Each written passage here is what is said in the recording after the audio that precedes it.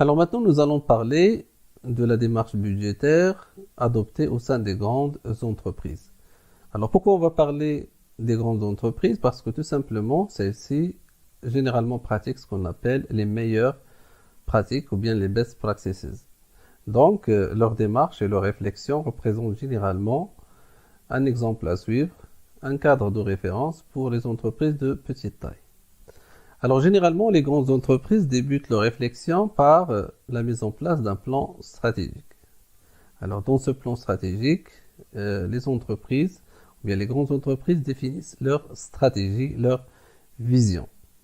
Il s'agit tout simplement des grandes orientations que l'entreprise est censée suivre ou bien qui va suivre dans les années à venir et qui vise tout simplement de prendre un avantage concurrentiel et de se positionner sur un marché. Bien sûr, l'élaboration d'une stratégie commence toujours par un diagnostic interne en termes de force et de faiblesse et un diagnostic externe en termes d'opportunités et de menaces. Alors, ce qu'il faut savoir, c'est que l'élaboration d'une stratégie, même si c'est des cours classiques au niveau des écoles de management, ce n'est pas facile à élaborer. Une stratégie, c'est quelque chose, ou bien c'est une vision qui nécessite la mobilisation de beaucoup de ressources, beaucoup de réflexion. Et les entreprises, ou bien les grandes entreprises, possèdent les moyens nécessaires pour faire appel à de grands cabinets qui représentent des références en la matière et qui peuvent mettre en place une stratégie adéquate avec les entreprises. Alors la deuxième réflexion de planification consiste à élaborer un plan opérationnel. Par rapport à la stratégie, le plan opérationnel définit d'une façon concrète les actions à mener par l'entreprise pour atteindre et réaliser cette stratégie. Il s'agit tout simplement de la mise en place des objectifs. Et les objectifs, à la différence d'une stratégie, sont de nature quantitative, ils sont quantifiés, alors que la stratégie est généralement de nature qualitative. Et donc, dans le plan opérationnel, généralement, on essaye de faire cette traduction de la stratégie sous forme d'indicateurs et sous forme de quantité et sous forme d'éléments qui sont quantifiables. Alors, dans le plan opérationnel, on essaie également de mettre en place les moyens pour atteindre cette stratégie. Donc, le plan opérationnel contient à la fois les objectifs et aussi les moyens. Alors, le plan opérationnel prend généralement la forme d'un CPC et d'un bilan prévisionnel sur un horizon de 3 ans. Et aussi d'un plan de financement qui représente les moyens à mobiliser pour atteindre ces objectifs. La dernière étape dans cette réflexion est tout simplement la mise en place et l'élaboration des budgets. Alors, les budgets par rapport à la réflexion précédente, c'est-à-dire le plan opérationnel, représentent tout simplement une fraction. C'est-à-dire que le budget égale le plan opérationnel divisé par l'horizon temporel retenu dans le plan opérationnel. Je m'explique. Si par exemple l'entreprise a élaboré le plan opérationnel sur 3 ans, le budget va être dans ce cas égal au plan opérationnel divisé par 3, parce qu'on a dit que le budget représente une année. Donc le budget est une fraction annuelle du plan opérationnel. Alors maintenant, après avoir dressé l'ensemble de cette démarche, on a, si vous voulez, le droit de poser la question suivante. Si l'entreprise n'a pas les moyens d'élaborer le plan stratégique, si l'entreprise n'a pas les moyens d'élaborer un plan opérationnel, est-ce qu'il sera privé de l'élaboration du budget? Alors, je vais vous demander de prendre un petit moment et de réfléchir sur cette question. Donc, je répète la question. Si on n'a pas les moyens nécessaires pour mettre en place une stratégie, pour mettre en place un plan opérationnel, est-ce qu'on va être privé automatiquement de l'élaboration du budget? Alors, si vous l'avez deviné, la réponse est non. Autrement dit, Si vous êtes une petite ou bien une PME, une petite moyenne entreprise, et vous n'avez pas les moyens ou bien les ressources financières et humaines pour élaborer le plan stratégique et le plan opérationnel, vous pouvez tout simplement vous contenter de faire des prévisions annuelles. Et donc, vous pouvez toujours faire une réflexion et travailler avec cet esprit de planification, mais vous allez vous contenter de l'horizon temporel annuel. Donc, vous allez fixer vos objectifs sur une seule année. Voilà. Alors maintenant, nous allons parler de la procédure budgétaire. Dans cette partie-là, nous allons essayer de mettre en évidence l'ensemble des étapes, chronologiquement parlant, à suivre par l'entreprise pour élaborer les budgets. Alors pour commencer, l'entreprise doit passer par une phase préparatoire. Dans cette phase préparatoire, on essaye d'analyser la conjoncture économique générale. Pourquoi? Parce que tout simplement, pour avoir et pour fixer des objectifs qui sont faisables, qui sont effectifs, il faut partir de l'environnement ou bien de la situation générale de l'environnement. Donc l'entreprise doit passer par cette analyse de la conjoncture économique. Par exemple, lorsqu'on veut élaborer nos objectifs dans une situation qui est stable sur le plan économique, n'est pas la même chose que si on va élaborer par exemple nos objectifs alors qu'il y a une situation de crise financière comme par exemple celle qui a touché le monde en 2007. Donc selon cette conjoncture économique, on va pouvoir tout simplement élaborer des objectifs qui sont faisables, qui sont effectifs et qu'on peut par la suite essayer d'atteindre. Alors dans cette phase-là, on essaye tout simplement d'analyser les contraintes liées au développement d'entreprise et cette analyse se fait au niveau interne et au niveau externe.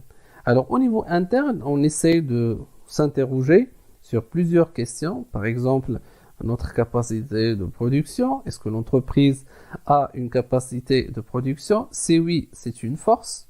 Sinon, ça va représenter une faiblesse. Par la suite, on peut, par exemple, parler des ressources ou bien discuter les ressources financières, leur disponibilité. Si l'entreprise dispose des ressources financières abondantes, comme par exemple Apple, c'est une force. Mais si vous êtes une autre entreprise, ça m'étonnerait. Donc, il faut tout simplement prendre en considération les ressources financières dont dispose l'entreprise. Alors, la situation des prix, les tensions inflationnistes, etc., etc. Alors ça, c'est au niveau interne. On essaye d'analyser tout simplement en termes de force et de faiblesse. Alors au niveau externe, on s'intéresse à tout ce qui est conjoncture économique, à tout ce qui est données macroéconomiques, à tout ce qui est, si vous voulez, d'ordre politique également, stabilité, etc., etc. Alors, ça tout simplement, ça vous rappelle la question ou bien la fameuse matrice SWOT. Tout simplement. Donc, il faut partir de cette analyse afin par la suite, comme je viens de dire tout à l'heure, de fixer des objectifs qui sont réalisables. Après la phase préparatoire, la direction générale, on voit aux différents responsables opérationnels ce qu'on appelle une lettre de cadrage.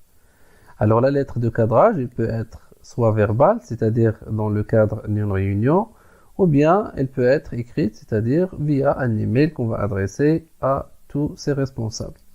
Alors le cadrage budgétaire, comme son nom l'indique, consiste à cadrer le travail des différents responsables qui vont par la suite élaborer les budgets. Il s'agit tout simplement de fixer l'esprit dans lequel on va élaborer les différents budgets. Alors, dans ce cadrage budgétaire, on essaye d'aborder également certaines hypothèses liées à l'activité, comme par exemple le chiffre d'affaires prévisionnel à réaliser, le lancement ou bien l'abondance d'un nouveau produit, etc., etc.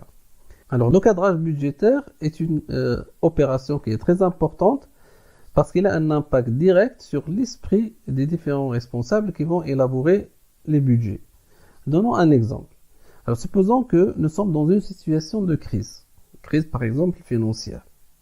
Bien sûr, dans une telle situation, on va tout simplement essayer de pousser les responsables opérationnels vers tout simplement tout ce qui est maîtrise et minimisation des coûts, parce que nous sommes dans une situation difficile. Par contre, si nous sommes dans une situation qui est expansionniste, qui est tout simplement favorable, on va, si vous voulez, être moins exigeant sur certains aspects, comme par exemple ceux qui correspondent à la minimisation et la maîtrise des charges. Et ainsi de suite. Donc tout simplement, le cadrage budgétaire a pour mission d'orienter la vision des responsables opérationnels afin d'adopter, si vous voulez, un comportement vers soit l'optimisme ou bien le pessimisme. Bien sûr, dans l'exercice d'élaboration budgétaire. Le schéma que vous voyez devant vous montre, si vous voulez, l'emboîtement de l'ensemble de la démarche budgétaire, à commencer par le cadrage budgétaire jusqu'à la mensualisation. Donc, quand on veut élaborer le budget, généralement, ce sont les étapes clés que l'entreprise va traverser afin d'élaborer ses budgets. Donc, on commence toujours par le cadrage budgétaire, comme je viens de dire.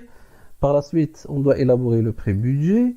Par la suite, le budget par fonction ou bien par centre de responsabilité. Par la suite, la consolidation budgétaire, l'arbitrage et à la fin, on effectue ce qu'on appelle la mensualisation. Maintenant, nous allons décortiquer chaque étape à part. Bien sûr, on a déjà expliqué le cadrage budgétaire qui consiste à envoyer une lettre de cadrage dans laquelle on essaie de préciser l'esprit dans lequel l'exercice budgétaire doit se dérouler. Alors, une fois qu'on a terminé ce cadrage budgétaire, le contrôleur de gestion prépare ce qu'on appelle un pré-budget. Il s'agit tout simplement d'une première simulation, d'une première estimation du résultat de l'entreprise.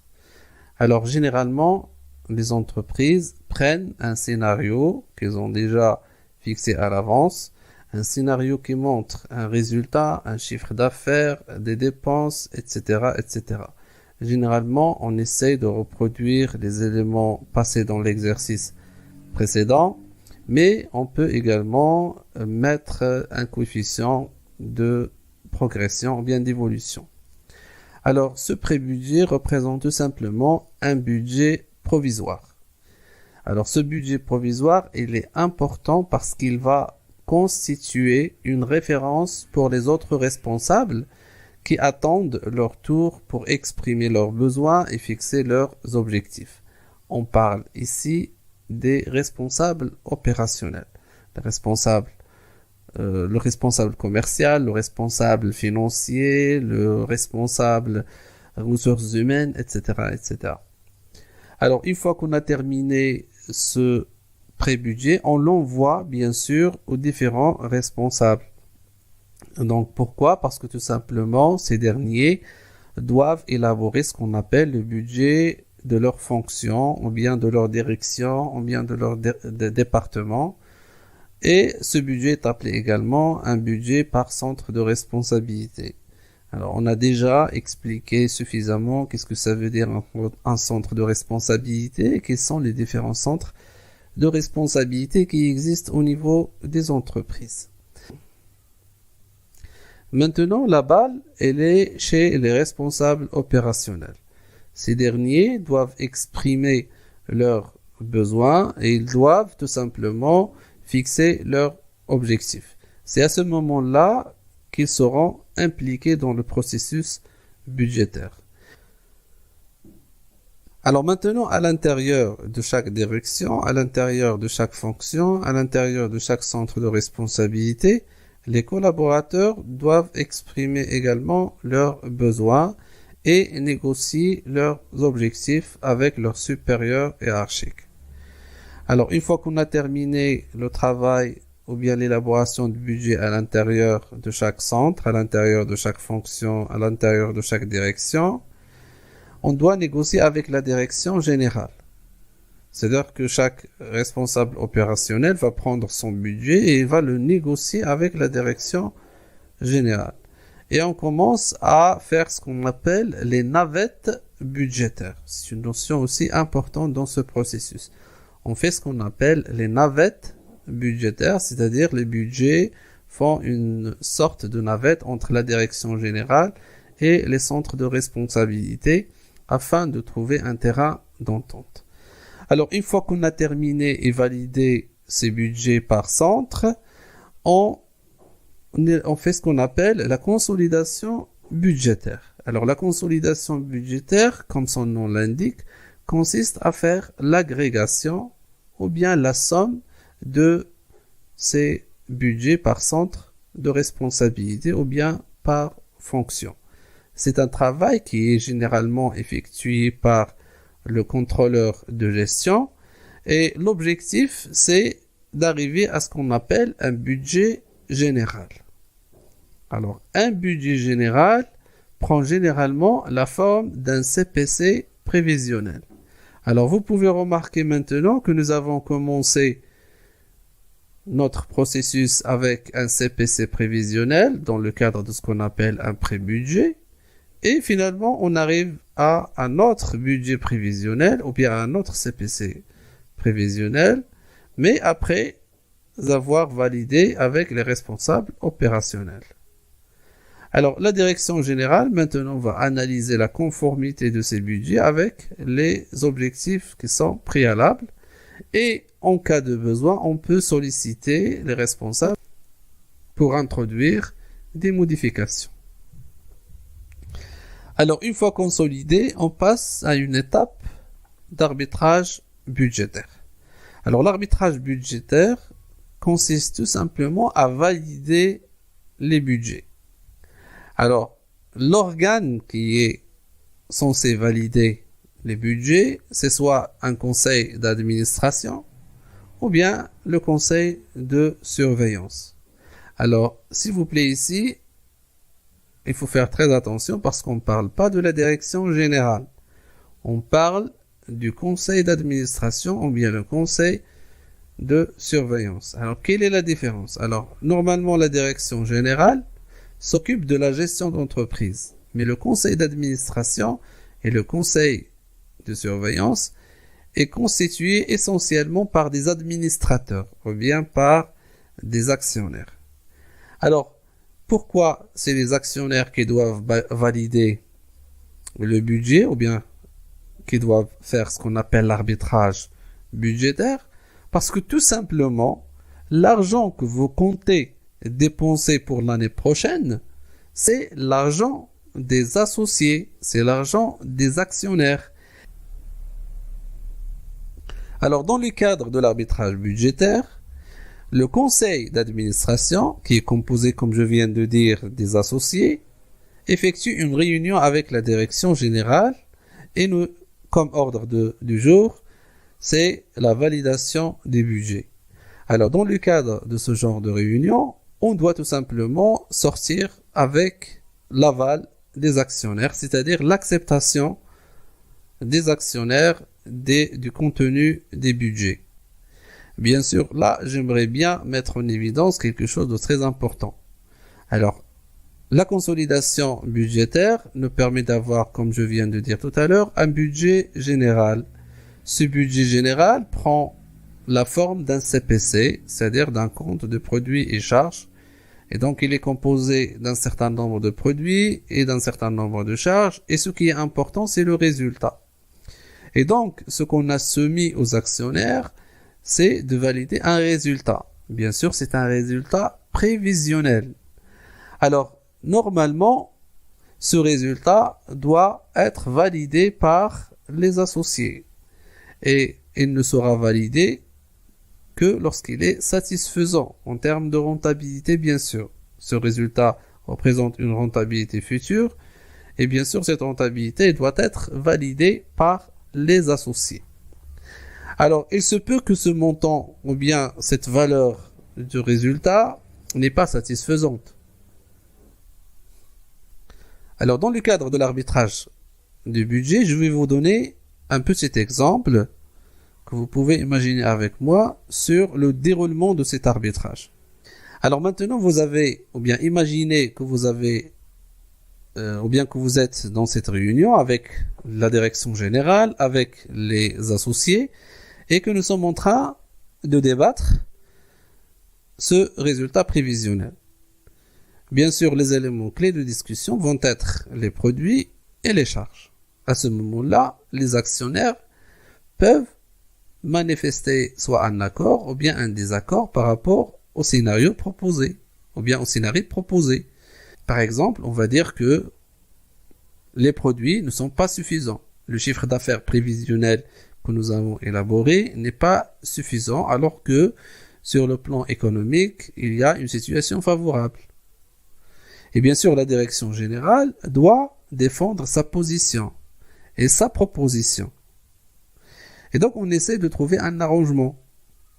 Alors, s'ils sont satisfaits, c'est OK, donc on valide les produits. Par la suite, on passe aux charges. Alors, supposons qu'on a trouvé que les charges sont, si vous voulez, très importants. Les associés ou bien les actionnaires peuvent demander à la direction générale de les réduire davantage parce que nous sommes devant une situation de crise, parce que on vit une récession et donc il faut mettre l'accent sur cet aspect de réduction de coûts et de maîtrise des coûts. Je veux mettre en évidence, c'est cette discussion qui va se faire sur la base de ce budget général afin de trouver un accord entre la direction générale et les associés et afin de valider ce budget qui représente tout simplement les actions futures que la direction générale va effectuer pour l'année prochaine. Alors, une fois qu'on a validé ce budget, on passe à l'étape de mensualisation du budget. Alors, la mensualisation du budget consiste tout simplement à le fragmenter en périodes mensuelles. C'est-à-dire qu'on va tout simplement faire le découpage de l'année prochaine sous forme de mois, janvier, février, etc. Bien sûr, avec les lignes budgétaires. Les lignes pour le chiffre d'affaires mensuel, on va décomposer les charges également, etc., etc. Donc, on va fragmenter, on va diviser le budget. Alors, la question qui se pose ici, pourquoi faire recours à cette mensualisation? Alors, il y a deux objectifs qui poussent les entreprises à mensualiser les budgets. D'abord, c'est pour pouvoir effectuer le suivi des budgets. Donc, on ne va pas attendre jusqu'à la fin d'année pour faire le suivi de budget. Donc, on va effectuer le suivi mois après mois, c'est-à-dire de façon mensuelle. Et donc, pour pouvoir faire ce suivi, on doit faire tout simplement son découpage en période mensuelle. Alors, deuxième raison, c'est la saisonnalité. Et donc, on ne peut pas effectuer le suivi et le pilotage des réalisations si on se contente de la valeur annuelle. Alors maintenant, nous allons parler du calendrier budgétaire, c'est-à-dire la période à laquelle on doit commencer l'élaboration du budget et la période à laquelle on doit terminer, c'est-à-dire le deadline ou bien tout simplement la date butoir à laquelle on doit être prêt. Alors le principe est très simple. Pour un exercice, par exemple 2021, on doit commencer l'élaboration du budget au niveau de l'exercice d'avant. Alors nous sommes déjà en 2020, donc en 2020, on commence l'élaboration de l'exercice 2021. Alors en principe, on doit être prêt avant cette date butoir qui est le 31/12 de l'exercice. Ça c'est la date à laquelle on doit être prêt, c'est-à-dire on doit déjà avoir l'ensemble des budgets bien élaborés. Alors la durée d'élaboration varie sensiblement d'une entreprise à une autre. Il y a des entreprises qui élaborent leur budget sur une période d'un mois, d'autres la durée peut aller jusqu'à 6 mois. Tout dépend de l'entreprise, tout dépend de sa stratégie, tout dépend de l'importance accordée à l'exercice budgétaire, etc. Alors, la dernière étape dans ce processus-là, c'est tout simplement le contrôle budgétaire. Alors, le contrôle budgétaire consiste tout simplement à faire le suivi des réalisations Et ce suivi, il est effectué grâce à l'étape précédente, qui est tout simplement la mensualisation. Alors, généralement, le suivi des budgets se fait d'une façon mensuelle et également trimestrielle.